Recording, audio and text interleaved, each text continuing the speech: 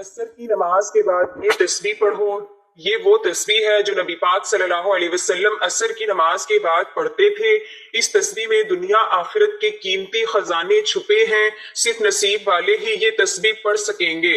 محترم ناظرین، دن کے چاروں اوقات میں ایک ایسا وقت آتا ہے جسے قرآن مجید میں اللہ تعالیٰ نے والعصر کہہ کر الگ سے قسم کھائی ہے۔ یہ وہ وقت ہے جب سورج ڈھل رہا ہوتا ہے، دن کی روشنی مدھم پڑ رہی ہوتی ہے اور دنیا کی مصروفیت اپنے اختتام کی جانب بڑھ رہی ہوتی ہے۔ اس وقت کی خاموشی اور سنجیدگی انسان کو قدرت کی طرف متوجہ کرتی ہے۔ عصر کا وقت ایک ایسا روحانی لمحہ ہے جو نہ صرف عبادت کی قبولیت کے لیے اہم ہے بلکہ قسمت کے بند دروازے کھولنے والا ہے۔ عصر کے وقت کا تعلق بہت سے روحانی رازوں اور قبولیت کی ساتوں سے ہے، اسی لیے نبی کریم صلی اللہ علیہ وسلم نے اس وقت کے بارے میں امت کو خاص طور پر متنبہ فرمایا ہے۔ یہ وہ لمحہ ہے جب انسان دن بھر کی دوڑ دھوپ کے بعد اپنے رب کی طرف رجوع کرتا ہے۔ نبی کریم صلی اللہ علیہ وسلم کی سنتوں میں سے ایک عظیم سنت یہ بھی ہے کہ عصر کے بعد خاص تسبیح پڑھا کرتے تھے جس میں دنیا آخرت کے خزانے پوشیدہ ہیں۔ یہ تسبیح صرف الفاظ نہیں بلکہ ایک ایسی روحانی کنجی ہے جو دلوں کی قفل کو کھول دیتی ہے۔ یہ وہ ذکر ہے جو مایوسی کو امید، بے سکونی کو سکون اور تنگ دستی کو فراوانی میں بدل دیتا ہے۔ اس تسبیح کے لیے قرآن و سنت میں بے شمار اشارے ملتے ہیں اور اہل دل نے اس کے فوائد کو نسل در نسل منتقل کیا ہے۔ نبی پاک صلی اللہ علیہ وسلم کی حیات طیبہ میں عصر کے بعد کا وقت بہت خاص تھا۔ آپ صلی اللہ علیہ وسلم نے اپنی امت کو اسی وقت کی دعاؤں، اذکار اور تسبیحات کی تعلیم دی۔ اسی وقت میں حضرت جبرائیل علیہ السلام کئی بار نزول فرمایا کرتے اور اسی وقت حضرت فاطمہ الزہرا رضی اللہ تعالی عنہا کو خاص دعائیں عطا کی جاتی۔ امام حسن بصری رحمت اللہ علیہ، حضرت علی کرم اللہ وجہ الکریم اور دیگر اکابرین اس وقت کو باب رحمت کہا کرتے تھے۔ اسلامی تاریخ کے اہم واقعات جیسے غزوہ بدر، صلح حدیبیہ اور دیگر مواقع پر عصر کے وقت کی دعائیں قبول ہوئیں۔ عصر کے وقت مانگی گئی دعائیں دیر پا اور مؤثر ثابت ہوئیں۔ یہی وجہ ہے کہ علماء کرام اس وقت کی دعاؤں کو ذریعہ نجات اور وسیلہ برکت کہتے ہیں۔ ناظرین، عصر کی نماز کو قرآن میں خاص و مقام حاصل ہے۔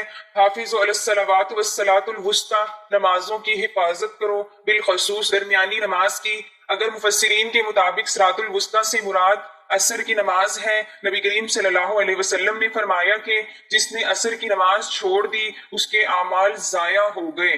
عصر کی نماز کو منافقین سب سے زیادہ ترک کرتے تھے، اسی لیے جو اسے ادا کرتا ہے وہ ایمان کی علامت ظاہر کرتا ہے۔ جس نے عصر کی نماز ادا نہ کی گویا اس نے اہل و مال سب کچھ برباد ہو گیا۔ جو شخص فجر اور عصر کی نماز پڑھ لیتا ہے وہ جنت میں داخل ہوگا۔ فرشتے تمہارے پاس رات اور دن میں آتے ہیں اور وہ فجر اور عصر کی نماز میں جمع ہوتے ہیں۔ عصر کی نماز چھوڑنے والا گویا کفر کے قریب جا پہنچتا ہے۔ عصر اور فجر کی نماز دیکھو، اس میں فرشتوں کی گواہی ہوتی ہے۔ جو شخص عصر کی نماز کی پابندی کرے گا اللہ اسے عرش کا سایہ عطا فرمائے گا۔ جو نماز عصر چھوڑے وہ شیطان کی اطاعت میں داخل ہو جاتا ہے۔ عصر کی نماز کا ایک رکعت چھوڑ دینا دنیا مافیہ سے زیادہ نقصان دہ ہے۔ ناظرین، غزوہ بدر اسلام کی تاریخ کا پہلا اور فیصلہ کن معرکہ تھا جو 17 رمضان المبارک 2 ہجری کو میدان بدر میں پیش آیا۔ اس معرکے میں اللہ تعالیٰ نے مسلمانوں کو اپنی غیبی مدد سے فتح عطا فرمائی اور سب سے اہم لمحہ وہ تھا جب عصر کے وقت اللہ تعالیٰ نے فرشتے نازل فرمائے جنہوں نے مسلمانوں کے ساتھ مل کر جنگ لڑی۔ یہ واقعہ قرآن کریم میں بھی بیان ہوا ہے اور احادیث مبارکہ میں بھی اس کی تفصیلات موجود ہیں۔ جب رسول اللہ صلی اللہ علیہ وسلم نے مدینہ منورہ میں اسلامی ریاست قائم کی تو قریش مکہ کو یہ برداشت نہ ہوا، انہوں نے مسلمانوں پر حملے کی تیاری شروع کر دی۔ اسی دوران ایک قافلہ جو ابی سفیان کی سربراہی میں شام سے مکہ واپس جا رہا تھا، اسے روکنے کی کوشش میں مسلمان بدر کے مقام پر پہنچے مگر قافلہ بچ کر نکل گیا اور مکہ قریش کا لشکر جرار مسلمانوں کے مقابلے کے لیے آ گیا۔ مسلمانوں کی تعداد صرف 313 تھی، جبکہ قریش کا لشکر 1000 سے زائد جنگجوؤں پر مشتمل تھا۔ نہ مسلمانوں کے پاس مکمل اسلحہ تھا، نہ گھوڑے اور زرہیں، مگر ان کے دل اللہ کی محبت، توکل اور ایمان سے لبریز تھے۔ نبی کریم صلی اللہ علیہ وسلم نے میدان بدر میں ایک رات قبل دعا میں ہاتھ اٹھا کر اللہ تعالیٰ سے التجا کی، اے اللہ، اگر آج یہ جماعت مسلمان ہلاک ہو گئی تو روئے زمین پر کوئی تیرا عبادت کرنے والا باقی نہیں رہے گا۔ اللہ تعالیٰ نے قرآن مجید میں فرمایا ہے، تستغیثون ربکم فاستجاب لکم انی ممدکم بألف من الملائکۃ مردفین۔ جب تم اپنے رب سے مدد مانگ رہے تھے تو اس نے تمہاری دعا قبول فرمائی کہ میں تمہاری مدد کے لیے 1000 فرشتے بھیج رہا ہوں جو ایک کے بعد ایک آتے جائیں گے۔ جب جنگ کا وقت آیا اور دشمن اپنے پورے ساز و سامان کے ساتھ میدان میں اترا تو اللہ تعالیٰ نے عصر کے قریب فرشتے نازل فرمائے۔ حضرت عبداللہ بن عباس رضی اللہ تعالی عنہ فرماتے ہیں، نبی کریم صلی اللہ علیہ وسلم نے فرمایا کہ جبرائیل علیہ السلام میرے پاس آئے اور کہا، اللہ تعالیٰ نے تمہاری مدد کے لیے آسمان سے فرشتے اتار دیے ہیں اور وہ اس وقت صفیں باندھ کر جنگ کے لیے تیار ہیں۔ صحابہ کرام رضی اللہ تعالی عنہم نے کئی بار ایسے مناظر دیکھے جہاں ایک سفید لباس میں ملبوس سوار آسمانی رفتار سے کفار پر حملہ آور ہوتا۔ کئی کفار بعد میں کہتے تھے، ہم نے ایسی مخلوق دیکھی جو انسان نہ تھی۔ بعض کفار کے جسم پر ایسے زخم آئے جن کا وار کسی انسان نے نہ کیا تھا۔ حضرت رفاع بن رافع رضی اللہ تعالی عنہ فرماتے ہیں، ہم نے جنگ میں دیکھا کہ دشمنوں کے سر پر تلواریں چل رہی تھی، حالانکہ وہاں کوئی انسان نہ تھا۔ ہم نے سمجھا کہ یہ اللہ کی طرف سے فرشتے ہیں۔ جبرائیل علیہ السلام نے نبی کریم صلی اللہ علیہ وسلم سے فرمایا کہ ہم نے آج بدر میں جنگ کی ہے اور یہ ہمارے لیے بھی آزمائش تھی۔ اس غیبی امداد اور مسلمانوں کے ایمان و حوصلے کے باعث قریش کے 70 بڑے سردار مارے گئے، جن میں ابو جہل، امیہ بن خلف، عتبہ، شیبہ وغیرہ شامل تھے۔ 70 قیدی بنا لیے گئے۔ مسلمانوں کو عظیم الشان فتح نصیب ہوئی۔ اللہ تعالیٰ نے اس فتح کے ذریعے مسلمانوں کے دلوں کو مضبوط کر دیا، کفار کو عبرت کا نشان بنا دیا اور دنیا پر واضح کر دیا کہ اللہ ان لوگوں کی مدد فرماتا ہے جو دین حق کی مدد کرتے ہیں۔ اسی طرح حضرت علی کرم اللہ وجہ الکریم نے فرمایا کہ میں نے جب بھی عصر کے بعد دعا مانگی وہ کبھی رد نہ ہوئی۔ ناظرین، اللہ تعالیٰ کا ذکر کرنے سے انسان کو جہاں روحانی فوائد ملتے ہیں وہاں ساتھ دنیاوی فوائد بھی ملتے ہیں۔ قرآن اور حدیث میں واضح طور پر ذکر کیے گئے ہیں، یعنی تسبیح اللہ کی ایک اہم عبادت ہے جو انسان کو اللہ پاک کے قریب لے آتی ہے اور اس کے دل میں سکون، اطمینان اور روحانی سکون پیدا کرتی ہے۔ اللہ پاک قرآن پاک میں فرماتا ہے، سن لو، اللہ تعالیٰ کے ذکر سے دلوں کو سکون ملتا ہے۔ تو تسبیح پڑھنا انسان کے دل کو سکون اور اطمینان دیتا ہے۔ جب انسان اللہ پاک کے ذکر میں مشغول ہوتا ہے تو وہ دنیاوی پریشانیوں سے دور ہو کر اللہ پاک کی طرف متوجہ ہوتا ہے، جس سے دل میں سکون آتا ہے۔ جو لوگ اللہ پاک کا ذکر کرتے ہیں یعنی تسبیح پڑھتے ہیں تو اللہ پاک ان کے گناہوں کو معاف کر دیتا ہے۔ اللہ پاک فرماتے ہیں، میرے بندے تو میرا ذکر کر، میں تیرا ذکر کروں گا۔ تسبیح پڑھنے سے اللہ سے مانگی گئی دعائیں قبول ہوتی ہیں۔ حضرت ابو ہریرہ رضی اللہ تعالی عنہ سے مروی ہے، جو شخص اللہ کا ذکر کرتا ہے یعنی تسبیح پڑھتا ہے تو اللہ اس کی دعائیں قبول کرتا ہے اور اسے مشکلات سے نجات دیتا ہے۔ اللہ پاک کے ذکر سے انسان کی دعائیں قبول ہوتی ہیں اور وہ اپنی مشکلات سے نکلنے میں کامیاب ہو جاتا ہے۔ تسبیح پڑھنے سے انسان کی زندگی میں برکت آتی ہے۔ جو شخص صبح و شام اللہ کا ذکر کرتا ہے اس کی روزی میں برکت ہوتی ہے۔ تو تسبیح انسان کی روزمرہ زندگی میں برکت، کامیاب اور سکون لے کر آتی ہے۔ یہ عمل دنیا اور آخرت میں بھی کامیابی کا سبب بنتا ہے۔ تسبیح پڑھنے سے اللہ پاک کی مدد اور حفاظت بھی ملتی ہے۔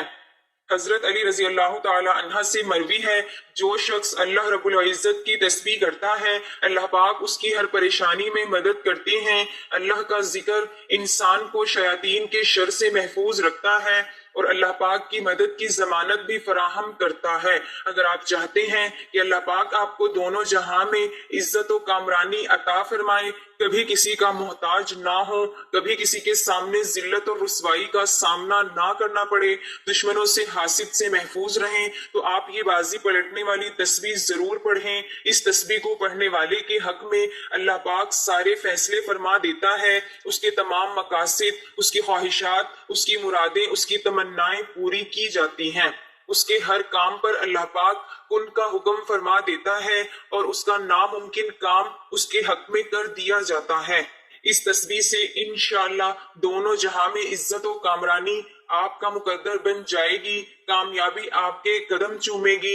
इंसान जब कभी अपनी जिंदगी के मकसद को समझने की कोशिश करता है तो उसे इस हवाले से मुख्तलिफ किस्म की आरा सुनने को मिलते हैं। अल्लाह ताला ने कुरान मजीद में इस हवाले से बहुत ही वाज़िहा और खूबसूरत बातें इरशाद फरमाई हैं।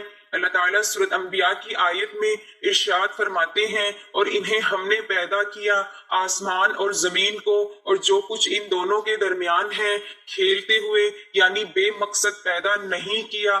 अगर हम चाहते तो हम बनाएं कोई खेल तमाशा तो यकीनन हम बना लेते, उससे अपने पास से अगर हम होते ऐसा करने वाले। इसी तरह अल्लाह ताला सूरत मोमिनून में इरशाद फरमाते हैं, तो क्या तुमने समझ लिया कि बेशक हमने पैदा किया तुम्हें बेमकसद ही, और ये कि बेशक हमारी तरफ तुम नहीं लौटाए जाओगे।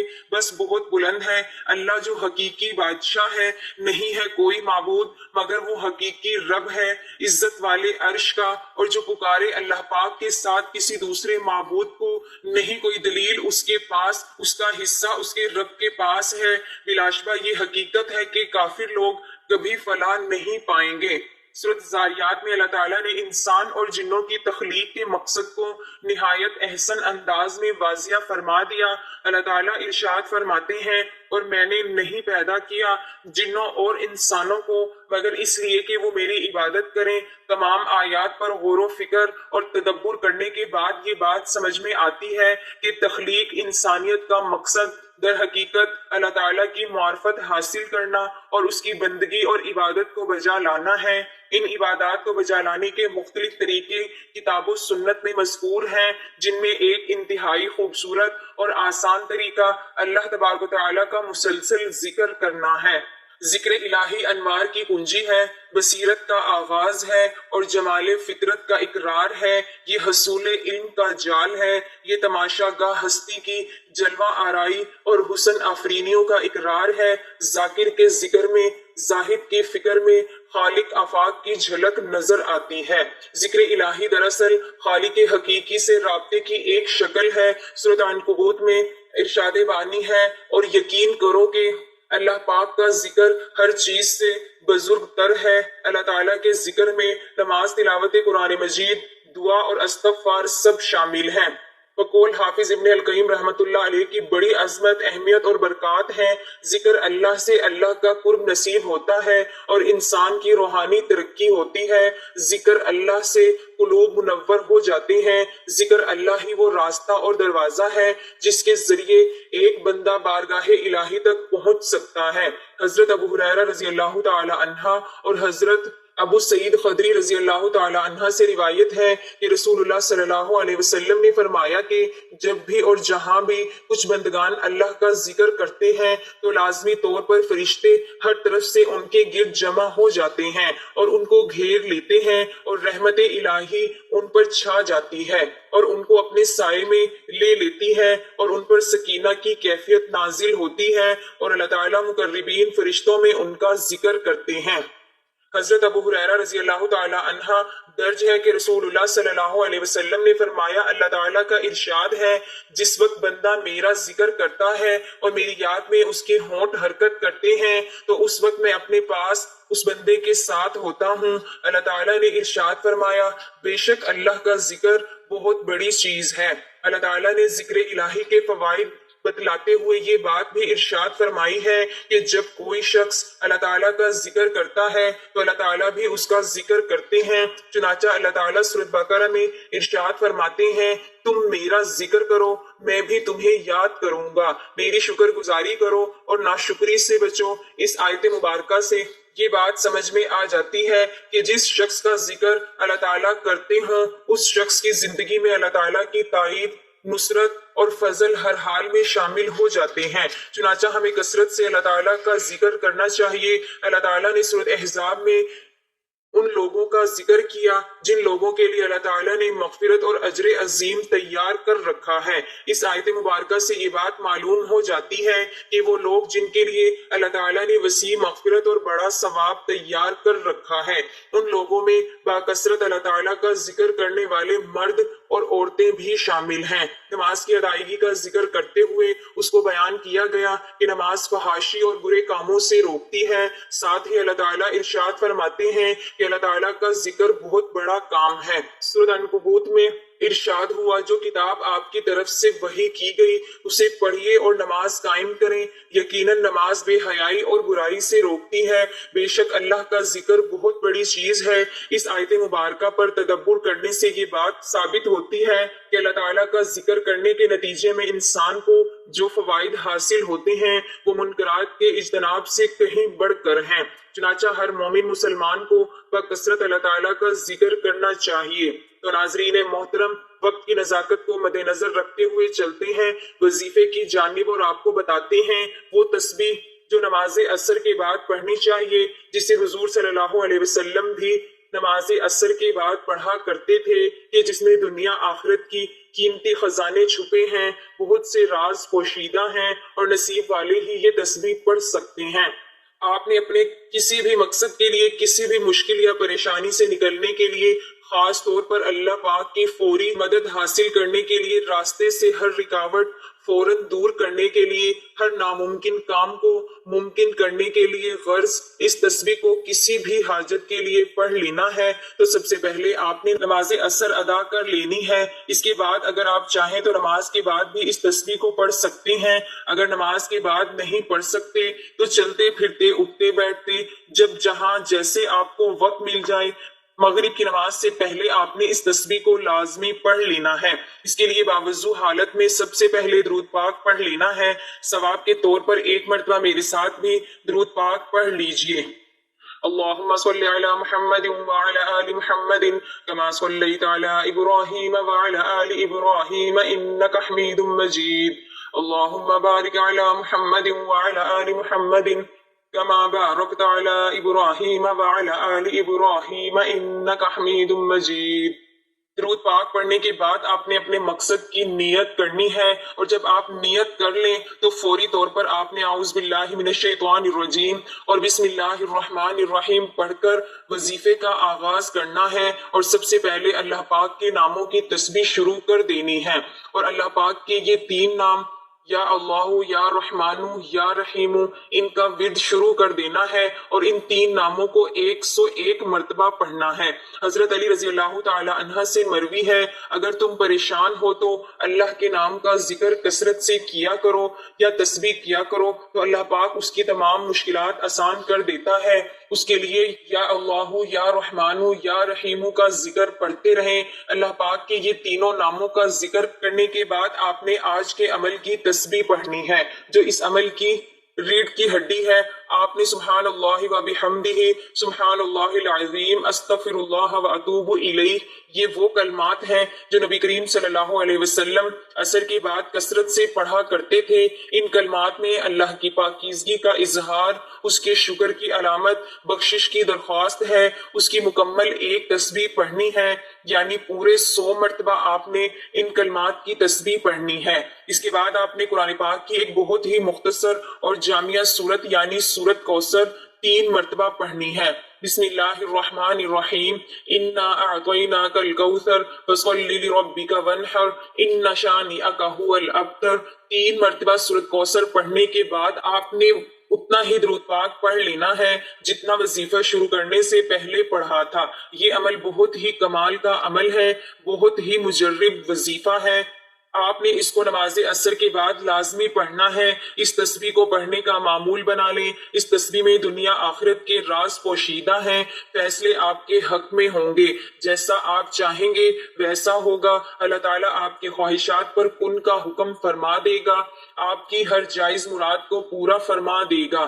ناظرین محترم، یہ چھوٹی چھوٹی تسبیحات ہیں، ان پر خود بھی عمل کریں، اپنے گھر والوں کو، دوست احباب کو بھی ان کے متعلق بتائیں، تاکہ ان کو پڑھنے سے دنیا آخرت کا فائدہ حاصل ہو، اور جو فوائد آپ کو ہوں گے انشاءاللہ آپ خود بھی اپنی نظروں سے دیکھیں گے اور دنیا بھی دیکھ کر حیران رہ جائے گی، اور اللہ تعالیٰ آپ کی آخرت میں اتنا اجر دیں گے جو بیان کرنے سے باہر ہے۔ اللہ تعالیٰ ہم سب کو نیک اور اچھے کام کرنے کی توفیق عطا فرمائے، آمین۔ اس کے بعد آخر میں آپ نے اللہ تعالیٰ کی بارگاہ میں رو رو کر گڑ گڑا کر دعا بھی مانگنی ہے۔ حضرت نعمان بن بشیر رضی اللہ تعالی عنہ سے روایت ہے کہ حضور نبی اکرم صلی اللہ علیہ وسلم نے فرمایا کہ دعا عین عبادت ہے، اور آپ صلی اللہ علیہ وسلم نے بطور دلیل یہ آیت فرمائی، تمہارے رب نے فرمایا کہ تم لوگ مجھ سے دعا کیا کرو، میں ضرور قبول کروں گا۔ اسی طرح حضرت سلیمان رضی اللہ تعالی عنہ سے روایت ہے کہ حضور نبی اکرم صلی اللہ علیہ وسلم نے فرمایا، دعا کے علاوہ کوئی چیز تقدیر کو بدل نہیں سکتی، اور نیکی کے علاوہ کوئی چیز عمر میں اضافہ نہیں کر سکتی۔ تو یہی وجہ ہے کہ جب بھی نماز پڑھیں یا کوئی بھی عمل کریں اس کے بعد دعا لازمی پڑھا کریں۔ دعا ہے کہ اللہ تعالیٰ میرا سنانا اور آپ کا سننا اپنی بارگاہ میں قبول و منظور فرمائے، آمین۔ ناظرین، گزارش ہے کہ اللہ رب العزت کے 99 ناموں میں سے کوئی ایک نام ضرور شیئر کریں۔ اللہ تعالیٰ ہم سب کا حامی و ناصر ہو، آمین۔ جزاک اللہ۔